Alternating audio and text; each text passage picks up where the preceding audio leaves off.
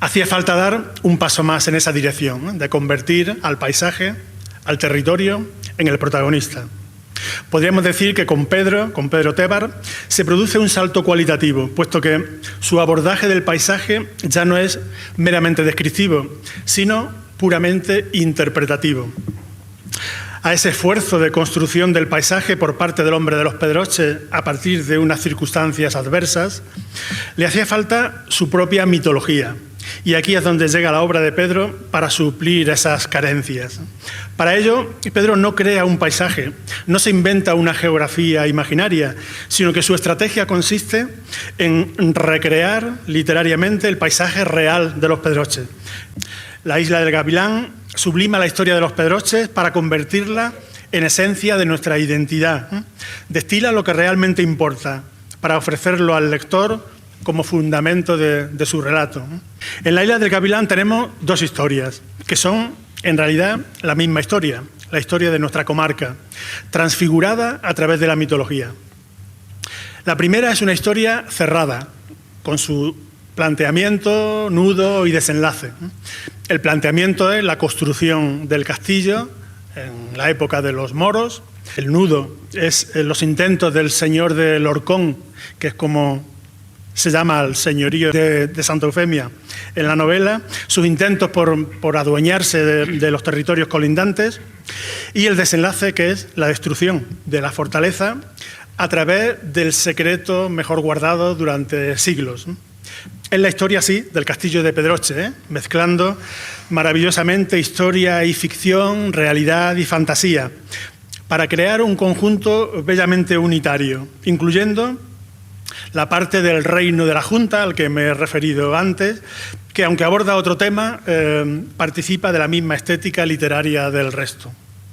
Son 200 páginas de una prosa bella y elaborada que se leen de un tirón, con el regusto de un lenguaje atrevido en el que el autor ha sabido mezclar el lenguaje propio de los documentos históricos en los que basa su narración con el lenguaje hermoso de la égloga, de la elegía y de la leyenda. Es un bloque muy sólido, de un gran aliento épico, salpicado también de voces antiguas que, como los coros de la tragedia griega, van subrayando determinados aspectos de lo que ha ocurrido o de lo que va a ocurrir. En esta parte tenemos, por ejemplo, hechos fundacionales de la historia de los Pedroches, como el ceremonial de la toma del Villar Alto por parte del señorío de Lorcón, o el banquete de las vacas de don Pedro del Cerrillo, que celebraron los vecinos de algunas villas, y el juicio posterior al que fueron sometidos, o los intentos de apoderarse de la Torre del Milano por parte de Gonsalvo Mesía, el Godo, o la gran batalla final en torno a la fortaleza contra el señor de Aguilar, según cuentan las crónicas que se escribieron mucho tiempo después de que los hechos sucedieran. Esa es la primera historia. La otra es más abierta, llena de evocaciones y sugerencias, más costumbrista, sin apenas desarrollo cronológico, con una concepción del tiempo que diríamos rulfiana, según la crítica literaria. Su intención es conferir a todo el relato una dimensión circular, de un universo que se repite si somos capaces de captar las señales que así nos lo indican.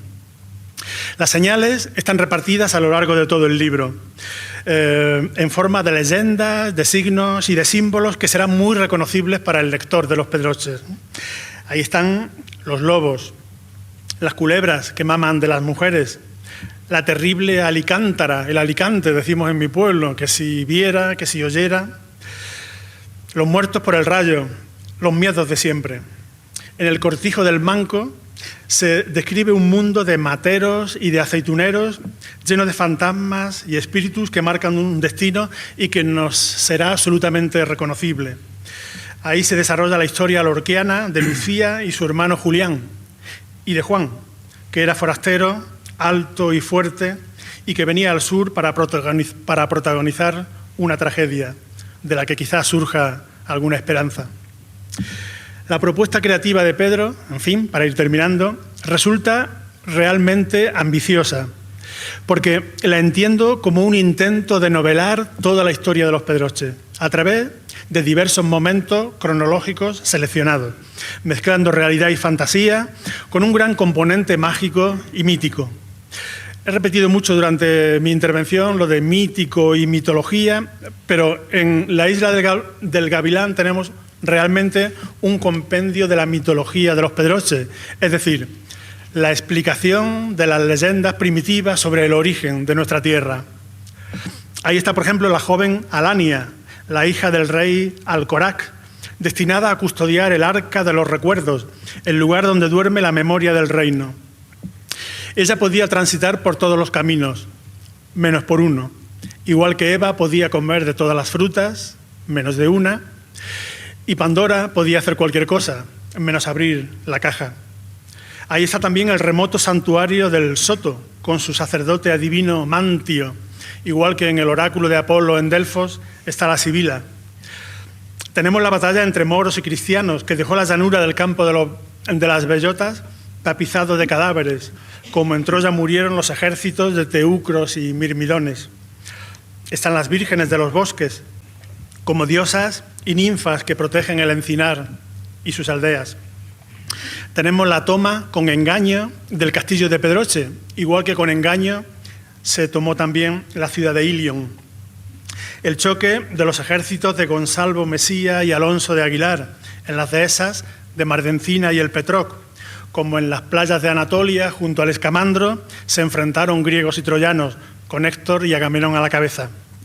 Y luego, en la pizarra, el mito de los amores imposibles, que tiene que acabar necesariamente en tragedia.